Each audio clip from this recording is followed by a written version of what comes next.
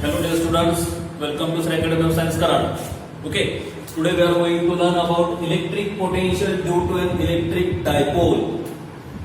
In yesterday's lecture we have seen relation between electric field intensity and electric potential. Okay, what was the formula for relation electric intensity and potential?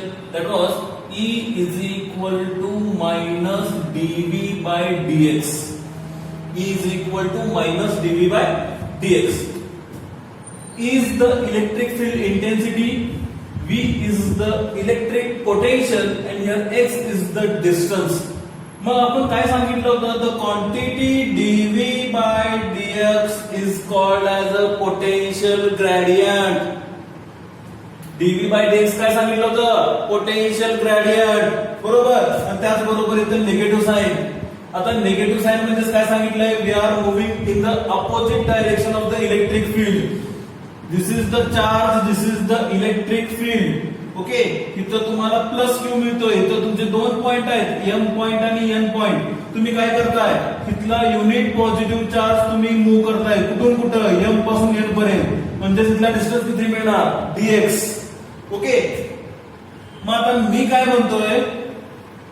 जसं तुम्ही हा charge Q0 ह्या point P पर्यंत तुम्ही ज्या वेळेला घेऊन येताय त्यावेळेला पोटेन्शियल इन्क्रीज होतंय according to the electric field increases. म्हणजे बघा, चार्ज इथं आहे म्हणजे इथं तुम्हाला फील्ड जास्त मिळेल. जसं तुम्ही डिस्टन्स वाढत जाणार तसा तुमचा इलेक्ट्रिक फील्ड काय होणार? कमी कमी कमी कमी होत जाणार, बरोबर ना? ठीक आहे. मग त्याच पद्धतीनं आता इथं तुम्हाला रिलेशन कसं मिळतंय? Directly proportional. म्हणजे इंटेन्सिटी वाढली, पोटेन्शियल ही वाढला. आणि इंटेन्सिटी जर कमी होत असेल तर पोटेन्शियल पण काय होणार आहे? कमी होणार आहे. म्हणजे बघा, as distance goes on decreasing, म्हणजे डिस्टन्स तुमचा जर डिक्रीज होत असेल आणि तो इथं कुठेतरी आला असेल तर तुमचा डिस्टन्स कमी असल्यामुळं पोटेन्शियल तुम्हाला जास्त मिळेल. त्याचबरोबर इलेक्ट्रिक फील्ड पण तुम्हाला जास्त मिळेल. कळतंय इथपर्यंत? समजतंय? जसं जसं तुम्ही त्या फील्ड बरोबर तुम्ही जर जात असाल तुमचा डिस्टन्स काय झाला? इन्क्रीज झाला. डिस्टन्स इन्क्रीजेस आणि तर डिस्टन्स डिक्रीजेस. डिस्टन्स डिक्रीज झाला की इलेक्ट्रिक फील्ड आणि पोटेन्शियल काय झाला? इन्क्रीज झाला. आणि डिस्टन्स जर तुमचा इन्क्रीज झाला तर मात्र तुमचा इलेक्ट्रिक फील्ड आणि पोटेन्शियल तुमचे डिक्रीज झाले. इथे लक्षात? Got it my point? समजतंय? इथं पुन्हा आपण ते बघितलंय. हे रिलेशन तुमच्या लक्षात आलं का? E is equal to minus DV by DX, किंवा आपण असंही लिहितो E is equal to V by L. असंही इक्वेशन आपण लिहू शकतो. इथे लक्षात? समजतंय? Got it my point? Okay, let's go forward. See the heading. What is the heading? Electric potential due to an electric dipole. Dipole साठी तुम्हाला पोटेन्शियलचं equation लिहायचं आहे. आता आपण पोटेन्शियलचं ऑलरेडी इक्वेशन बघितलंय, पण कोणतं इक्वेशन बघितलंय? Electric potential due to a point charge. Electric potential due to a point charge. आठवतंय का? पॉइंट चार्ज साठी तुम्ही इक्वेशन फाइंड केलंय, त्याच्यासाठी ही डायग्राम तुम्ही ड्रॉ केली होती. इथं तुम्हाला फील्ड मिळाली, इथं तुमचा O पॉइंट, इथं चार्ज Q, इथं point P separated by a distance R. इथं तुम्हाला M मिळतोय, इथं तुम्हाला N मिळतोय. इथला डिस्टन्स किती? dx. आणि O पासून M चा डिस्टन्स म्हणजेच x. आणि M वरती काय प्लेस केलाय? Q0. वर्क डन केलंय. कुठं केलंय? ह्या चार्ज Q0 वरती केलंय. कुठं आणलाय? P वरती आणलाय. कुठून आणलाय? From infinity. कळतंय? Q0 कुठं आहे? M वरती आहे. M कुठं आहे? इन्फिनिटी मध्ये आहे. इन्फिनिटी मधनं कुठं आणतोय? प्रेझेंट लोकेशनला आणतोय. कोणत्या पॉइंटला? P पॉइंटला. काय केलंय? वर्क डन केलंय. कसलं वर्क डन केलंय? Small amount of work done केलंय. किती मिळालंय? dW is equal to force into displacement. किती डिस्टन्स आहे? तो म्हणजे dx. ठीक आहे. Negative sign. का निगेटिव्ह साइन? फोर्स आणि डिस्प्लेसमेंट अपोजिट डायरेक्शन आहे. किंवा वर्क डन कुठं करतोय? Toward the charge Q. Force कुठं मिळतोय? Along the electric field. दोघांची डायरेक्शन अपोजिट असल्यामुळे तुम्हाला काय मिळाला? Minus sign. हे सगळं सॉल्व्ह केल्यानंतर पोटेन्शियलचं इक्वेशन किती मिळालंय? V is equal to 1/4 pi epsilon 0 Q upon R. This is the expression for electric potential due to a point charge. Got it my point? Understood? Okay. See, point charge जर असेल तर V equal to 1/4πε0 Q upon R किंवा आपण असे लिहू शकतो V is equal to K Q upon R. K म्हणजेच काय 1/4πε0. आता काय करायचं आहे, आता तुम्हाला डायपोल साठी इक्वेशन बघायचं आहे, पण पहिल्यांदा मला समजलं पाहिजे what is mean by electric dipole, जे तुम्हाला मी काल रिवाइज करायला सांगितलंय फ्रॉम 11th टेक्स्ट बुक. केलंय का? जर केलं असेल तर व्हेरी गुड, तुम्हाला लगेच समजून जाईल, आणि ज्यांनी केलं नाही त्यांना जरा अवघड जाईल. मग त्यासाठी मी काय करतो, थोडं रिवाइज करतो. What is mean by electric dipole. Okay, what is mean by electric dipole. आता डायपोल म्हणलं की काय आलं, एक आलं का दोन आलं, नंबरिंग सांगा. डायपोल म्हणजे दोन आले, बरोबर. मग आता डायपोल म्हणजेच काय की तुम्हाला काय करायचं, दोन चार्जेस कन्सिडर करायचे. एक म्हणजे मायनस क्यू, दुसरा म्हणजे plus Q. This are the 2 points, 2 charges. मग डेफिनेशन काय सांगणार, 2 equal and opposite electric charges. Opposite electric charges separated by finite distance. मतलब what is finite distance? Finite distance is 2L. See, what is the definition? 2 equal म्हणजे इथं जो minus Q असेल, इथं जो प्लस क्यू असेल, दोघांचा मॅग्निट्यूड सेम असणार आहे. म्हणजे सपोज इथं तुमचा 5 कुलम्ब आहे, इथं पण तुमचा 5 कुलम्ब आहे, पण हा साइन काय आहे प्लस, इकडचा साइन काय आहे मायनस. येते लक्षात. 2 equal and opposite electric charges. Opposite electric charge काय का plus 5 coulomb minus 5 coulomb, separated by a finite distance. मग या दोघांच्या मधलं अंतर किती मिळणार आहे, हा दोघांच्या मधलं अंतर म्हणजे किती म्हणतोय आपण, 2L. 2L is the final distance. Is called as electric dipole. Is called as a electric dipole. Then what is meant by electric dipole moment? Electric dipole moment. Electric dipole moment म्हणजे काय रे बाळांनो, त्याला आपण काय denote करतोय, P असं denote करतोय, P vector denote करतोय. मग इथं आपल्याला P चा फॉर्म्युला मिळतोय. What is the formula for P? आठवतंय का बघा बरं, तुम्हाला मोमेंट फाइंड करायचा आहे इलेक्ट्रिक डायपोल मोमेंटचा. आता नेहमी लक्षात ठेवायचं, डायपोल ज्या वेळेला घेताना तुमचा आता डायपोल AB जर हा डायपोल असेल तर तुमचा A पॉइंटला चार्ज नेहमी मायनस क्यूच पाहिजे आणि B ला तुमचा काय पाहिजे, प्लस क्यू. कळतंय? A ला कोणता चार्ज पाहिजे, मायनस क्यू. B ला कोणता चार्ज पाहिजे, प्लस क्यू. ठीक आहे. मग आता मला ह्याची डायरेक्शन मला घ्यायची आहे, कारण वेक्टर फॉर्म मध्ये आहे ना डायपोल मोमेंट. मग ह्याची डायरेक्शन जी मला मिळणार आहे ती डायरेक्शन कशी असणार आहे, from A to B. From A to B म्हणजे from minus Q to plus Q. It is directed from minus Q to plus Q. This is the direction of electric dipole moment. त्यामुळं A वरती point तुमचा minus Q असेल, B वरती तुमचा point plus Q असेल, तर तुमची direction कशी असणार आहे, from A to B. That is from minus Q to plus Q. Suppose इथं मी प्लस केला, इथं मी मायनस केला. आता डायरेक्शन काय असणार आहे, डायरेक्शन त्याच्या अपोजिट असणार आहे. म्हणजे कुठून कुठं, B पासून A पर्यंत. ठीक आहे. म्हणजे डायपोल मोमेंट मला P इकडे मिळणार नाही, डायपोल मोमेंट P मला इकडे मिळेल. येतंय लक्षात, समजतंय, कळतंय का. ओके. मग आता बघा, this is the electric dipole moment. Then what is the formula for electric dipole moment. मग आता इथं काय करायचं आहे, इथं आपल्याला प्रोडक्ट घ्यायचं आहे. कशाचं प्रोडक्ट घ्यायचं आहे, तर पहिल्यांदा प्रोडक्ट घेताना आपल्याला मॅग्निट्यूड घ्यायचा आहे, magnitude of any one charge. Magnitude असल्यामुळे मायनस पण काय होणार, plus. Magnitude of any one charge, कुठलाही एक चार्ज घ्या, त्याचा मॅग्निट्यूड घेतलाय. मग ह्याचा प्रोडक्ट पुन्हा बरोबर आहे, प्रोडक्ट आहे तो म्हणजे separated by a finite distance. किती आहे, 2L. म्हणजे किती येणार, P is equal to Q into 2L.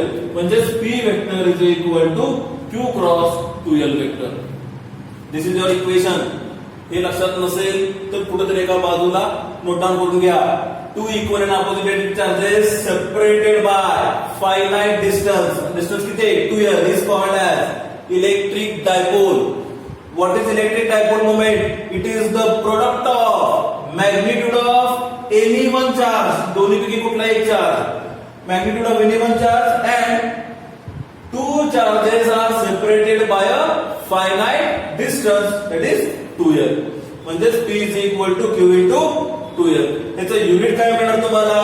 Charge is measured in coulomb, length is measured in metre. Hence P चं SI युनिट काय? What is SI unit? Coulomb metre. SI unit coulomb metre. समजलं? कळालं?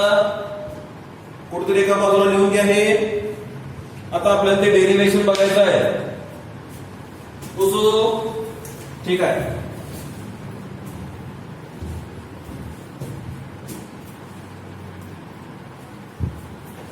Vector form असल्यामुळे तुम्हाला direction त्याची माहित पाहिजे. ती डायरेक्शन म्हणजे नेहमी कुठं तर निगेटिव्ह पासून ते पॉझिटिव्ह पर्यंत. हे विसरू नका. तुम्ही काय करता गडबडीत मग तुमच्या लक्षात नसतं तुम्ही घेताय मग फ्रॉम पॉझिटिव्ह टू निगेटिव्ह. असं करू नका. ह्या सिली मिस्टेक्स आहेत. त्यासाठी डायपोल मोमेंटला तुमचा चार्जची डायरेक्शन कशी असणार आहे? From negative to positive. हे तुम्हाला लक्षात ठेवायचं आहे. Okay, coming to the point. What we have to find? We have to find electric potential. कुठं फाइंड करायचं? Due to electric dipole. मग काय केलंय बघा. एक इलेक्ट्रिक डायपोल कन्सिडर केलेला आहे. AB is the electric dipole. A वरती कोणता चार्ज आहे? Minus Q. बी वरती कोणता चार्ज आहे? Plus Q. They both are separated by distance. दोघांचा मधला डिस्टन्स किती असणार आहे? दोघांचा मधला डिस्टन्स असणार आहे तो म्हणजे 2l. ठीक आहे. मग डायपोलचा सेंटर पॉइंट घेतला. किती पॉइंट आहे? O. मग त्याची लेंथ काय झाली? डिवाइड झाली का? मग इथं मला मिळाला इथं मिळाला L, इथं मला मिळाला L. मग टोटल लेंथ किती असणार आहे? 2l. L plus L 2l. समजतंय? म्हणजेच AO is equal to L, OB is equal to L. मग therefore AB is how much? AB is equal to 2l. ठीक आहे. त्याच्यानंतर let P be a point at a distance r from center O of the dipole. Let P be a point at a distance r from center O of electric dipole. त्या डायपोलचा centre point O पासून एक point P दिलाय आणि त्या दोघांमधला distance किती आहे? तर r एवढा डिस्टन्स आहे. येते लक्षात? समजतंय? आणि त्याचबरोबर तुम्हाला इकडचा अँगल दिलाय. तो अँगल किती आहे? Angle P OB is equal to theta. बघा इथं नाव देतो मी. OP is equal to R. OP is equal to R. AO is equal to OB is equal to L. AO is equal to L. OB is equal to L. ठीक आहे. आणि angle POB is equal to theta. Angle POB is equal to theta. Hence, what will be the condition? R is greater than or more greater than L. आता इथं condition अशी का लिहिली मी? आता दिसताना तुम्हाला हा R डिस्टन्स दिसतोय, तुम्हाला इकडचा L डिस्टन्स दिसतोय. मग कंपेअर मी जर केलं, ठीक आहे. इथं मला R मिळतोय, इथं मला L मिळतोय. मग दोघांच्या लेंथ पैकी कोणती लेंथ मोठी आहे? तर R ची लेंथ मोठी आहे. ठीक आहे. म्हणून आपली कंडिशन काय मिळाली? R इज ग्रेटर दॅन और मोर ग्रेटर दॅन L. म्हणजे L पेक्षा कितीतरी पटीनं तो मोठा आहे. मला लेंथ जर एवढा मला मिळत असेल तर मला R एवढा मिळणार आहे कंपॅरेटिव्हली. येते लक्षात? म्हणजे L ची लेंथ माझी एवढीच आहे पण R ची लेंथ माझी एवढी मोठी आहे. त्यामुळे त्या कंडिशनला मला इथं काय मिळतोय? R is greater than or more greater than L. What is my point? समजलं इथपर्यंत? पुढे जाऊया. ओके. आता तुमच्या लक्षात असेल की इलेक्ट्रिक पोटेन्शियलचं जे इक्वेशन आपल्याला जे मिळालं हे कुठं मिळालं रे? कसं मिळालं? तर इथं जर पॉइंट चार्ज Q असेल आणि इथं आपला दुसरा पॉइंट असेल, ह्या दोघांच्या मध्ये डिस्टन्स जर R असेल आणि ह्या P वरती मला जर पोटेन्शियल फाइंड करायचं असेल तर P वरती पोटेन्शियल मला किती मिळणार आहे? V is equal to K Q upon R. म्हणजे दिलेल्या चार्ज पासून P पॉइंट पर्यंतचा डिस्टन्स तुम्हाला R माहिती आहे, तो डिस्टन्स तुमचा इथं आला पाहिजे. येते लक्षात? आता डायपोल मोमेंटची डायग्राम बघा. इथं मायनस Q आहे, इथं प्लस Q आहे. मग आता ए पॉइंट तुमचा पी ला जोडलाय का नाही, बी पॉइंट तुमचा पी ला जोडलाय का नाही, मग इथला डिस्टन्स जसा तो माझ्याकडे आहे तसा तो इथला डिस्टन्स माझ्याकडे आहे का, इथला आहे का, ठीक आहे नाहीये, मग मी पोटेन्शियलचं इक्वेशन लिहू शकतो का, मी नाही लिहू शकत. कळतंय मी काय सांगतोय बघा परत एकदा. जे इक्वेशन आपल्याला पोटेन्शियलचं जे माहित आहे ते इक्वेशनची डायग्राम कशी असणार आहे, ती डायग्राम मला अशी काहीतरी मिळेल. त्याचबरोबर तुम्ही सिस्टम ऑफ चार्जेस पण केलेले आहेत बघा इलेक्ट्रिक पोटेन्शियल साठी. इथं मी Q1 म्हणलं, इथं मी असं काहीतरी परत Q2 कन्सिडर केला, इथं मी परत काहीतरी Q3 कन्सिडर केला, असं कुठंपर्यंत गेलो मी Qn पर्यंत गेलो. म्हणजे इथं आला R1, इथं आला R2, इथं आला R3, इथं आला R4. मग आता प्रत्येक चार्जसाठी मी इक्वेशन या P वरती मी लिहू शकतो, ठीक आहे. मग काय आहे इक्वेशन, मग मी जर म्हणलं V1 is equal to K Q1 upon R1, तसंच P वरती Q2 वरचं equation V2 is equal to K Q2 upon R2, ठीक आहे. मग दुसरं काय येणार V3 is equal to K Q3 upon R3 आणि चौथं इक्वेशन काय येणार Q4 अपॉन R4, ठीक आहे. म्हणजे त्या चार्ज पासून त्या P चा डिस्टन्स जर तुमचा असेल तुमच्याकडे तर तुम्ही ते इक्वेशन लिहू शकताय. पण इथं त्या चार्ज पासून P चा डिस्टन्सच तुम्हाला दिलेला नाही, तुम्ही पोटेन्शियल कसं फाइंड करणार, नाही फाइंड करू शकत, ठीक आहे. मग त्यासाठी काय करायचं आहे, आपल्याला P पासून A ला जोडून घ्यायचं आहे, P पासून B ला जोडून घ्यायचं आहे.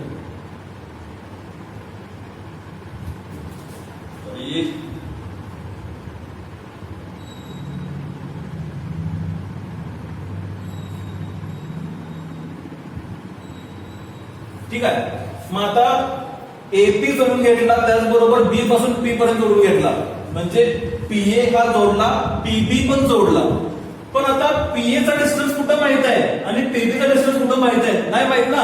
मग फक्त आपल्याला काय माहित आहे, ओपी आपल्याला माहित आहे तो किती आर आणि एओ आपल्याला माहित आहे तो किती एल. मग आता ह्याच्यासाठी काय करायचं आपल्याला, आता बघा व्यवस्थित लक्ष द्या. इथं जरा मुलांचं कन्फ्युजन होतोय, काय करतोय कसं करतोय. एक काम करायचं, हा जो एबी दिसतोय तो म्हणजे आपला हा डायपोल.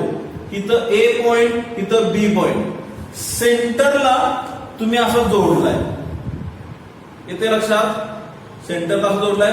म्हणजे इथं काय असणार आहे, इथं पॉइंट पी असणार आहे आणि हा टोटल डिस्टन्स किती येणार आहे, हा टोटल डिस्टन्स आर. इथं पॉइंट ओ, इथं पॉइंट ए, इथं पॉइंट बी, इथं कुठेतरी पॉइंट बी आणि हा पीओ म्हणजे किती आर. येते लक्षात, ठीक आहे. मग आता मी काय केलं, एक क्रॉस आहे, हे असं आहे,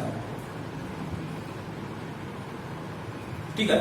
मग आता काय केलं मी, पी पासून बी ला जोडला, पी पासून ए ला जोडला, येते लक्षात, पी पासून ए ला जोडला आणि पी पासून बी ला जोडला. आणि मी काय केलं, ह्याला टॉर्क अप्लाय केला. टॉर्क म्हणजे काय, की त्याला रोटेट करणार. टॉर्क अप्लाय केला म्हणजे त्याला काय करणार, रोटेट करणार. मग आता बघा इथं ए पॉइंट आहे, इथं बी पॉइंट आहे, इथून मी टॉर्क अप्लाय केला तर हा काय केला, हा रोटेट झाला नसा या पोझिशनला, ठीक आहे. म्हणजे आता तुमचा हा ओपी तुमचा असंच असेल, ठीक आहे. पी ए तुम्हाला असा मिळेल, पी ए, आणि पी बी तुम्हाला असा मिळेल, येते लक्षात. पी ए इथं आला, पी बी इथं आला. मग मी काय म्हणतोय बघा,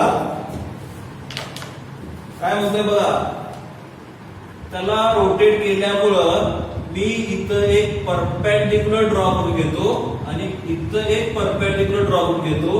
ह्याला मी म्हणतो बी डॅश, ह्याला मी म्हणतो ए डॅश.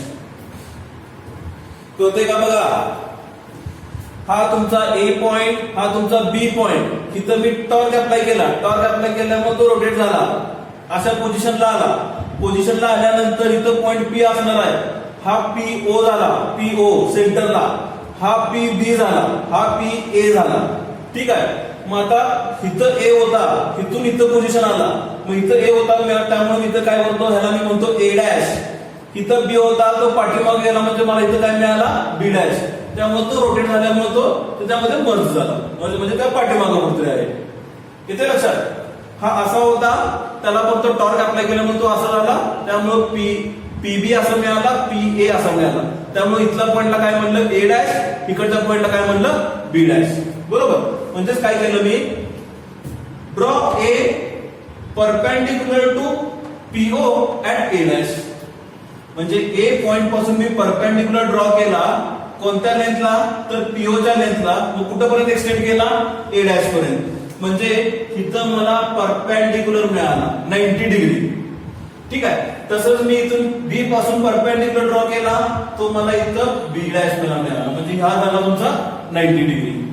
समजलं. मग आता माझ्याकडे दोन ट्रायंगल आहेत, त्याचबरोबर इथला अँगल पण मला दिला आहे. अँगल POB इक्वल टू किती, थिटा. मग तिकडचा अँगल जर थिटा असेल तर मला इकडचा अँगल पण थिटाच मिळणार. कुठला अँगल, अँगल AOA डॅश. हा पण मला किती मिळेल, थिटाच मिळेल. का थिटा, अपोजिट अँगल्स. कारण काय तर अपोजिट अँगल्स. ओके, समजतं इथं पर्यंत. आता बघा थोडं मी आता इक्वेशन आपल्याला लिहायचं आहे. आता मी काय म्हणतोय बघा, दोन ट्रायंगल आपल्याला मिळाल्या. दोन ट्रायंगल म्हणजे कोणते, triangle A dash O, triangle A dash O आणि ट्रायंगल B डॅश O आणि ट्रायंगल B डॅश O. असे दोन ट्रायंगल मिळाले का, दोन ट्रायंगल मिळाले का. काय केलं आपण, ए पॉइंट पासून परपेंडिक्युलर ड्रॉ केला PO वरती, तो मला एक्सटेंड करावा लागला. B पॉइंट पासून परपेंडिक्युलर ड्रॉ केला तो मला OP वरतीच मिळाला. आणि तो पॉइंट किती, B डॅश. A इथं पोहोचल्यामुळे A डॅश, B इथं पोहोचल्यामुळे B डॅश. ठीक आहे. म्हणजे हा असा होता, इथनं तो असा रोटेट झाला, असा होता तो असा रोटेट झाला, असा होता तो असा रोटेट झाला. येते लक्षात. ठीक आहे. आता हे दोन ट्रायंगल मिळाले. मला काय करायचंय, मला AP आणि मला BP हे दोन डिस्टन्स मला फाइंड करायचे. मग आता काय करूया, मग आता त्यासाठी काय करावं लागेल. मग असं मला एक सांगा, AP म्हणजेच A dash P, AP similar to A dash P.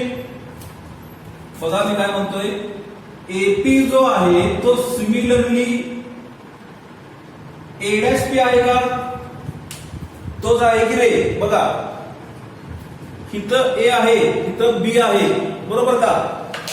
A point B point म्हणजे हे मी असं जोडलं होतं P पॉइंट पासून, P पासून A, P पासून B.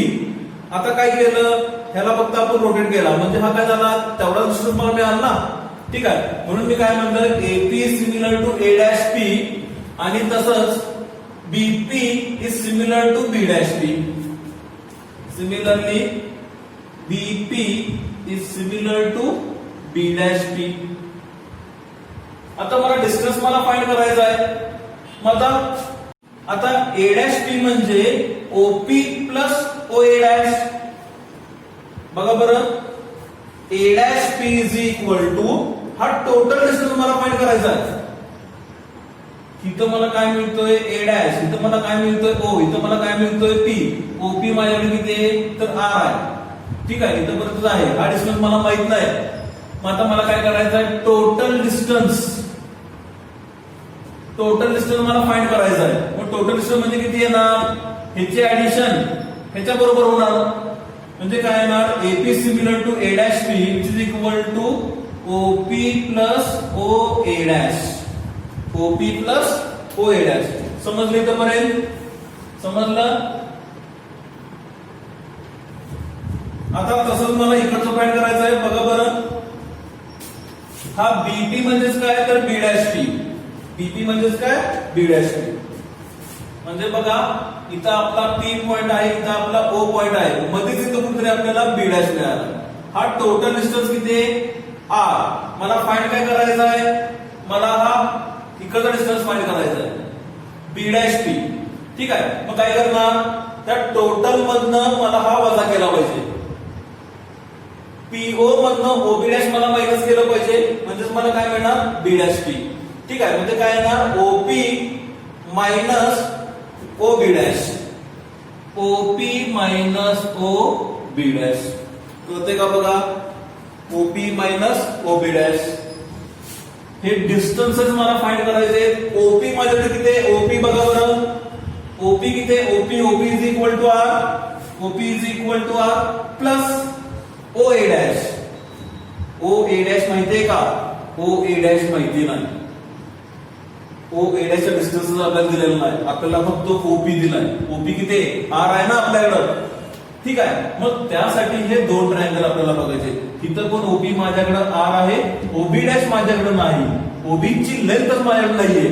मग त्यासाठी ओए डॅश फाइंड करण्यासाठी ट्रायंगल माझ्याकडे आहे, म्हणजे ट्रायंगल ए डॅश ओ, आणि ओबी डॅश फाइंड करण्यासाठी माझ्या ट्रायंगल आहे बी डॅश ओ. कसं फाइंड करायचं आहे तर त्यासाठी पहिल्यांदा ट्रायंगल बघायचा. ट्रायंगल बघा बरं, पहिला ट्रायंगल बघा, पहिला ट्रायंगल बघा. इथं मी ट्रायंगल ड्रॉ करतो. हा असा ट्रायंगल आहे, इथं अँगल थीटा आहे, इथं आपला ए डॅश ओ हा डिस्टन्स आपल्याकडे एल आहे, ठीक आहे. आता ह्याचा हायपोटेन्यूज कोण आहे ट्रायंगलचा, तर ए ओ हा तुमचा हायपोटेन्यूज आहे. आपल्याला ए डॅश ओ किंवा ओ ए डॅश फाइंड करायचा आहे ना, ओ ए डॅश.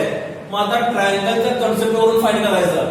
मग आता साइन थीटा किती आहे ना, sine theta opposite to the hypo, पण मला ए डॅश मिळाला, मग साइन घेऊन चालेल का? बघा, sine theta is equal to A dash upon L, असं इथं इक्वेशन अरेंज केलं इक्वेशन. तर A dash is equal to L sine theta. मग आपल्याला ए डॅश पाहिजे का? नाही. मग तसंच मी काय करतो, कॉस थीटा घेतो. कॉस थीटा किती येते बघा बरं, cos theta is equal to adjacent to the hypo, adjacent म्हणजे O A dash upon L. मग अरेंज केलं equation O A dash is equal to L cos theta. Got it my point, म्हणजे तुम्हाला इथं मिळाला का ओ ए डॅश, ठीक आहे. मग तो ओ ए डॅश किती आहे आपल्याकडं, एल कॉस थीटा. इथं येणार एल कॉस थीटा, ठीक आहे. समजलं? म्हणजे आपल्याला याची गरज नाही, ठीक आहे. म्हणजे cos theta is equal to O A dash upon L, therefore O A dash is equal to हा एल इकडे आला म्हणजेच एल cos थीटा चे इक्वेशन झालं. Similarly triangle B dash O, बघा बरं, बी डॅश ओ काय येतंय,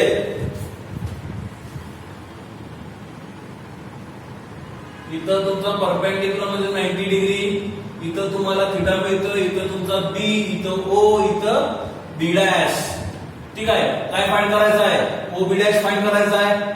साइन थीटा घेतला तर अपोजिट टू द हायपो बसत नाही, आपल्याला ओ बी डॅश पाहिजे, तिथं आपल्याला बी बी डॅश मिळतोय. मग काय घेतलं पाहिजे, कॉस थीटा.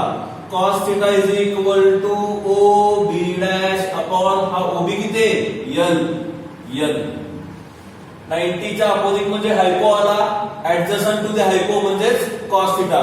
अरेंज करा equation O B dash is equal to L cos theta. O B dash is equal to L cos theta. मग इथे एक्सप्रेशन काय येणार, O B dash is equal to L cos theta. समजलं, ठीक आहे. म्हणजेच इथं मला किती मिळालं, इथं किती मिळालं, AP similar to A dash P. A dash P किती आहे आपल्याकडं, R plus L cos theta, आणि बी पी म्हणजे similar to B dash P म्हणजे किती, R minus L cos theta. समजले का बरं? नोट डाऊन करून घ्या, नोट डाऊन करा, नोट डाऊन करून घ्या, नोट डाऊन करा. झालं का?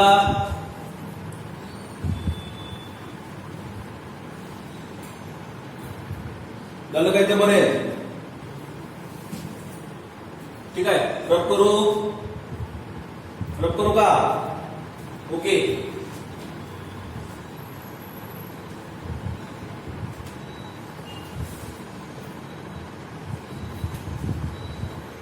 ठीक आहे. आता हे डायरेक्ट इक्वेशन लिहितो मी इथं. AP is similar to A dash P. हे अशा पद्धतीने लिहा. आता मी डायरेक्ट लिहितो इथं R plus L cos theta आणि BP is similar to B dash P is equal to R minus L cos theta. समजली इथपर्यंत? ठीक आहे. आता पुढे जाऊया. आता मला हा एपीचा डिस्टन्स मला मिळाला. किती मिळाला? R plus L cos theta. आणि बीपीचा पण डिस्टन्स मिळाला, तो किती? R minus L cos theta. मग आता पोटेन्शियल मला लिहिता येईल का? एक म्हणजे पोटेन्शियल मायनस क्यू साठी मला मिळेल, एक पोटेन्शियल मला प्लस क्यू साठी मिळेल. मग आता मायनस क्यू साठी घेताना आपण त्याला पोटेन्शियल V1 म्हणूया आणि बीपी साठी घेत असताना आपण त्याला पोटेन्शियल V2 कन्सिडर करूया. आता इथं लिहितो the potential at point P due to charge minus Q at A is किती येतंय? V1 is equal to 1 upon 4 pi epsilon 0. Charge कोणता आहे? प्लस का मायनस? A वरती कोणता charge? Minus Q upon distance किती? AP. बरोबर, डिस्टन्स किती? AP. मग therefore V1 is equal to 1 upon 4 pi epsilon 0. Minus sign me बाहेर घेतो, म्हणजे minus 1 upon 4 pi epsilon 0 Q upon AP किती आपल्याकडं? AP म्हणजे R plus L cos theta. Got it my point? This is our equation number 1. समजतंय? दिसतंय का? Okay, इथपर्यंत कळालं?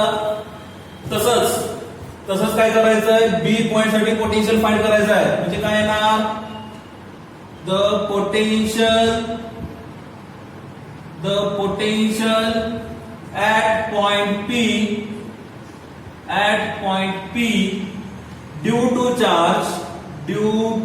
Charge plus Q at B is किती येते?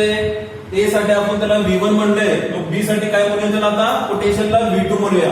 काय येणार? V2 is equal to 1 upon 4 पाय एप्सिलॉन 0. कोणता चार्ज? प्लस Q ना, त्यामुळे डायरेक्ट लिहा प्लस Q. आणि डिस्टन्स किती येणार? तर B पासून P म्हणजेच BP. बीपीचा डिस्टन्स आला. ठीक आहे, पण बीपीचा डिस्टन्स फाइंड केलाय, ती लेंथ आपल्याकडे आहे. म्हणजे किती येत आहे? V2 is equal to 1 upon 4 pi epsilon 0 Q upon किती आहे BP? R minus L cos theta. हे झालं इक्वेशन नंबर 2. नोट डाउन करून घ्या. पॉज करा आणि नोट डाउन करा. पॉज करून नोट डाउन करा. ओके, चलो पुढे जाऊया. Equation number 1, equation number 2. दोन पोटेन्शियल मिळाले. एक म्हणजे मायनस क्यू साठी मला इथं V1 मिळाला आणि प्लस क्यू साठी मला इथं V2 मिळाला.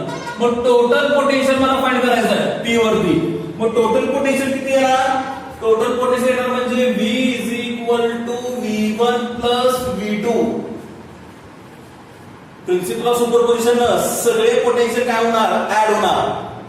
सगळे पोटेन्शियल काय होणार? ऍड. किती पोटेन्शियल आपल्याला इथं मिळतात? 2 मिळतात. एक म्हणजे V1, दुसरं म्हणजे V2. त्यामुळे दोघांचे काय होणार? ऍडिशन. ठीक आहे, मग आता व्हॅल्यूज पुट करा. V is equal to V1 किती आहे माझ्याकडं?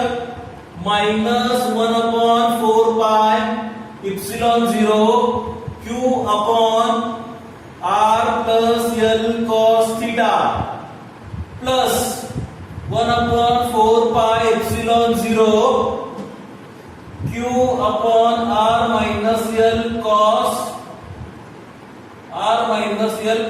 थीटा. समजलं इथपर्यंत? इथं minus 1 upon 4 pi epsilon 0 Q upon R plus L cos theta plus sine 1 upon 4 pi epsilon 0 Q upon R minus L cos theta. Common काय निघेल रे? Q common निघेल, 4 pi epsilon 0 common निघेल. ही टर्म तुमची common निघणार नाही. म्हणजे इथं काय द्यायचं? V is equal to Q upon 4 pi epsilon 0. ठीक आहे, आता इथं ब्रॅकेट टाकायचा. प्लस मायनस आहे, त्यामुळे प्लस ची टर्म पहिल्यांदा मी घेतो. म्हणजे किती? 1 upon R minus L cos theta. आता इथं काय? Minus sine 1 upon R plus L cos theta. Interchange केले. इंटरचेंज म्हणजे काय, प्लस ची टर्म पहिल्यांदा घेतली, मायनस ची नंतर घेतली, त्यामुळे minus 1/r+l cos theta. Plus ची टर्म पहिल्यांदा, मायनस नंतर. समजलं? त्यामुळे इथं मायनस साइन नाही. ओके. आता काय करायचं आहे, इथं डिनॉमिनेटर तुम्हाला सेम करायचं आहे. पण आता हे सॉल्व्ह करून घ्यायचं, ब्रॅकेट. डिनॉमिनेटर सेम करायचं म्हणजे ही टर्म तुमची इकडे मल्टिप्लाय होईल, ही टर्म तुमची इकडे मल्टिप्लाय होईल आणि डिनॉमिनेटरला हे दोन्ही एकमेकांना मल्टिप्लाय करतील. ठीक आहे. आता काय होतंय बघा, v = q upon 4πε0 ब्रॅकेट ही टर्म इथं आली म्हणजेच काय ना r+l cos theta minus sine ही टर्म इकडे आली म्हणजेच r-l cos थिटा. ठीक आहे. आणि आता या दोघांचं मल्टिप्लिकेशन करा. मल्टिप्लिकेशन म्हणजे काय ना, ही टर्म ह्याला मल्टिप्लाय करायची. इथं मी लिहितो बघा, r multiply by r+l cos theta minus l cos theta आणि multiply by r+l cos theta. ठीक आहे. r into r, r square, r into l cos theta म्हणजेच plus rl cos theta minus sine l cos theta into r म्हणजेच rl cos theta plus minus minus l cos theta into l cos theta l square cos square theta plus rl cos theta minus rl cos theta cancel झाला. राहिलं किती, r square minus l square cos square theta म्हणजे इथे किती येणार, r square minus l square cos square theta. समजलं? हे directly तुम्ही केलं तरी चालेल. डायरेक्टली कसं करायचं, r into r, r square, l cos theta into l cos theta, l square cos square theta, minus into plus, plus minus minus. ठीक आहे. कसं केलं तरी चालेल, पण ऍक्च्युअल मेथड मध्ये ही तिची मेथड आहे. ठीक आहे. तुम्हाला इथं एवढं मिळालं. समजलं इथपर्यंत? समजलं? पुढे जाऊया. हे रद्द करू. ठीक आहे.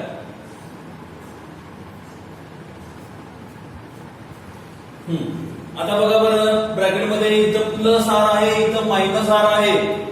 प्लस आर मायनस आर काय होणार, cancel. Plus R minus R cancel. चुकलं का? हा, इथं मायनस साइन असल्यामुळे इथं काय होणार, प्लस येणार. प्लस हा मल्टिप्लाय झाला, इथं मायनस साइन असल्यामुळे इथं काय येणार, प्लस. ठीक आहे. मग आता काय झालं, r आणि r कॅन्सल झाले. आता l cos θ plus l cos θ म्हणजे किती, 2l cos θ. v = q upon 4πε0 2l cos θ upon r square minus l square cos square θ. समजलं का? बघा, r plus l cos θ इकडे मल्टिप्लाय झाला, r plus l cos θ, r minus l cos θ इथे multiply झाला, r minus l cos θ. पण इथं minus sign असल्यामुळे मायनसचा काय झाला, प्लस. साइन चेंज झाला. ठीक आहे. त्यामुळे इथं r r कॅन्सल झाला, plus l cos θ plus l cos θ म्हणजे 2l cos θ. समजले इथपर्यंत? ठीक आहे. आता या इक्वेशन मध्ये तुम्हाला इलेक्ट्रिक डायपोल मोमेंटचं इक्वेशन कुठे दिसतंय का, फाइंड करता येईल का? इलेक्ट्रिक डायपोल मोमेंट काय होता आपल्याकडे, electric dipole moment P = Q × 2l. हे इक्वेशन आहे का बघा कुठे तिथं, Q × 2l आहे इथं इक्वेशन. म्हणजे इथं Q आहे, इथं 2l आहे. मग त्याच्याऐवजी मी काय घेऊ शकतो, P घेऊ शकतो का? मग काय आहे इक्वेशन, V = 1/4πε0 Q × 2l म्हणजेच P cos θ upon r square minus l square cos square θ. समजलं इथपर्यंत? Got it my point? ठीक आहे. ह्याला त्या इक्वेशन नंबर 3 संपलेला नाही अजून. इथपर्यंत लिहून घ्या, पॉज करा, नोट डाऊन करा. पॉज करून नोट डाऊन करायला घ्या, पॉज करून. ठीक आहे. इथं रिझन लिहायचं पुढं, त्या 3च्या पुढं रिझन लिहायचं. काय रिझन येणार, तर P = Q × 2l electric dipole moment. Okay, आता ही मी रब करतो. ठीक आहे.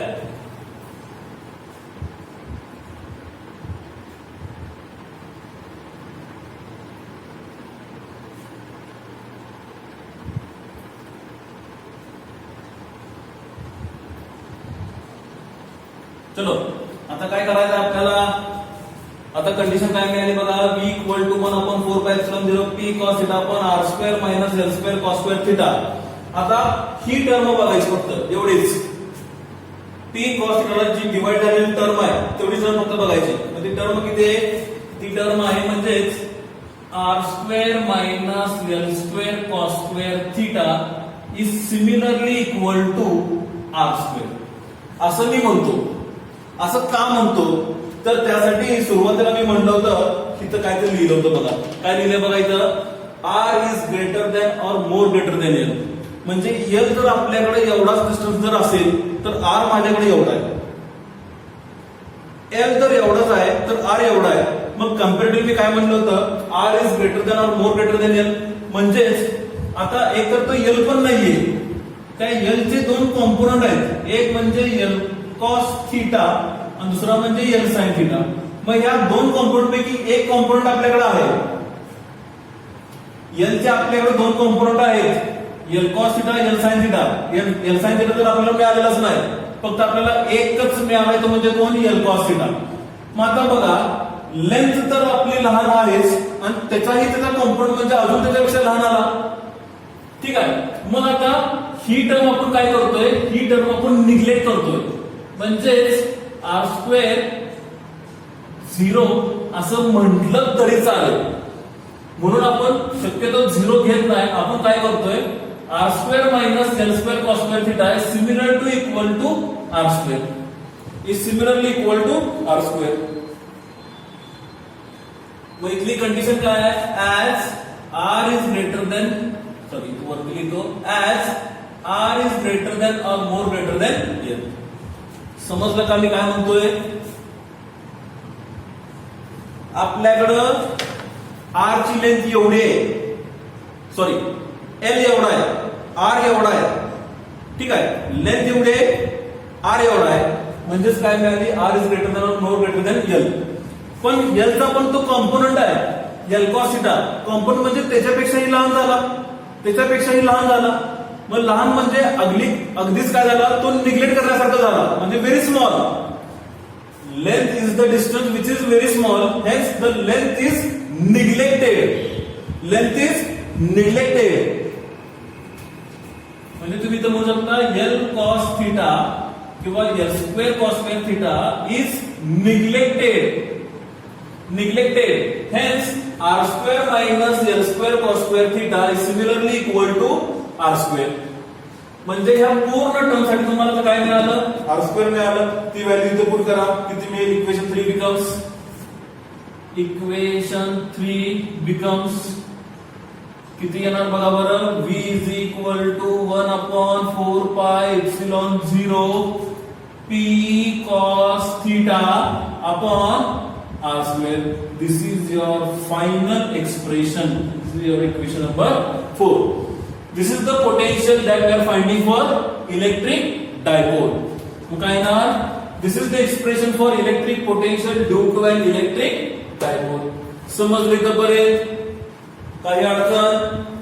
Got it my point. Pause करा आणि नोट डाउन करून घ्या. पॉज करून नोट डाउन करा.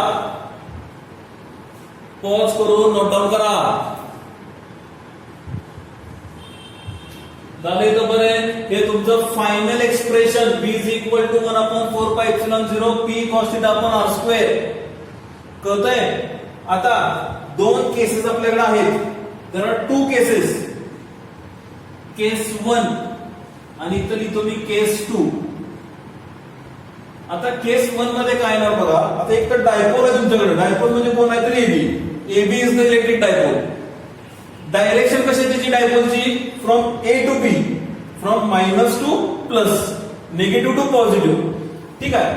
म्हणजे जर हा तुमचा डायपोल असेल P वेक्टर तर तुम्हाला इथला अँगल किती मिळेल. इथला अँगल मिळेल तुम्हाला 0.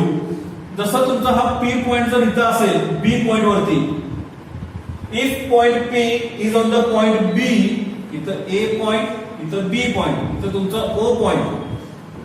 If P point lies on the B point, then angle will be equal to 0. हा P जर इकडे कुठे वरती सरकला, इथं जर पॉइंट P आला तर काय झाला, परपेंडिक्युलर झाला, त्यामुळे किती अँगल येणार, 90 डिग्री. 90 डिग्री. हा पॉइंट P पुढे सरकला, A वरती आला, 0 90 पण नाही तर किती येणार, 180. हा P पॉइंट इकडे सरकला, इथं आला, किती येणार, 270. हा पी पॉइंट इकडे सरकला, परत किती आला, 360 ऑफ 0. म्हणजे आता पॉइंट पी चं व्हेरिएशन बघायचं आहे, पी चं व्हेरिएशन बघायचं आहे. मग एक कुठलं व्हेरिएशन येणार, एक म्हणजे ऍक्सियल लाईन वरती येणार, एक म्हणजे इक्वेटर वरती येणार. ऍक्सिस वरती जी लाईन असेल त्याला आपण म्हणतो ऍक्सियल लाईन, आणि त्याला जर परपेंडिक्युलर असेल त्याला आपण म्हणतो इक्वेटर. हे झालंय तुम्हाला 11th मध्ये, ऍक्सियल लाईन इक्वेटर. ठीक आहे, ऍक्सियल लाईन इक्वेटर. आता मी काय म्हणतोय बघा, केस number 1, case 1, if point P lies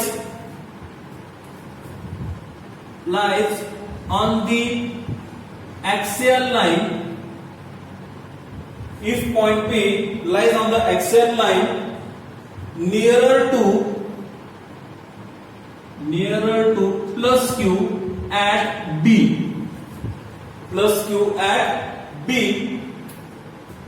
or minus Q at A. जर तुमचा पॉइंट P B वरती तरी असेल किंवा A वरती तरी असेल, मग B वरती असलं म्हणजे चार्ज किती येणार, प्लस Q, A वरती असलं म्हणजे चार्ज किती येणार, मायनस Q. मग काय ते बघा बरं, इक्वेशन पर्यंत प्लस Q कन्सिडर करा. इथं जर तुमचा पॉइंट P असेल तर मग काय येणार, V is equal to 1/4 pi epsilon 0 P cos theta upon r square. Theta किती येणार, theta is equal to 0, cos 0 is equal to 1, cos 0 is equal to 1.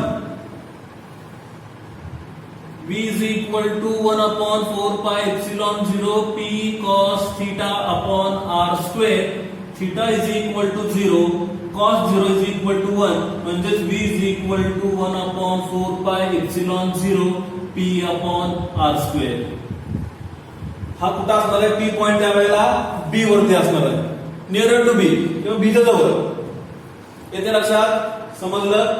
तसंच आता इकडचा पुसतो आणि त्या मायनस साठी सांगा मला, मायनस साठी काय येणार, काय येणार मायनस साठी, for minus Q at A, आता मी म्हणतो or minus Q at A किती येते बघा, V equal to 1/4 pi epsilon 0 P cos theta upon r square. theta is equal to किती, आता P इथं होता त्यामुळे theta equal to 0. आता P कुठं आहे, A वरती आलाय, त्यामुळे इथं किती येणार, हा टोटल अँगल म्हणजे किती, 180. theta is equal to 180, cos 180 is equal to -1, म्हणजेच किती येते बघा बरं, V is equal to 1/4 pi epsilon 0 minus P upon r square, किंवा मी इथं मायनस लिहू शकतो. समजलं, समजले तर बरे, कळलं काय अडचण, एनी डाऊट. ठीक आहे, म्हणजे A पॉइंट जर B वरती असेल तर थीटा इक्वल टू 0, आणि जर P पॉइंट तुमचा A वरती असेल तर थीटा इक्वल टू 180. आता सपोज हा P पॉइंट बरोबर इथं वरती आहे, त्याला इथून परपेंडिक्युलर मिळतोय, परपेंडिक्युलर म्हणजे हा जर डायपोल असेल तर इथं तुम्हाला पॉइंट P मिळाला, हा तुमचा O आहे, मग आता परपेंडिक्युलर ना त्या ऍक्सिसला, त्यामुळे हा कुठे आला, इक्वेटर वरती आला. मग आता केस 2 काय येणार बघा, केस 2, if point P lies on the equator, if point P lies on the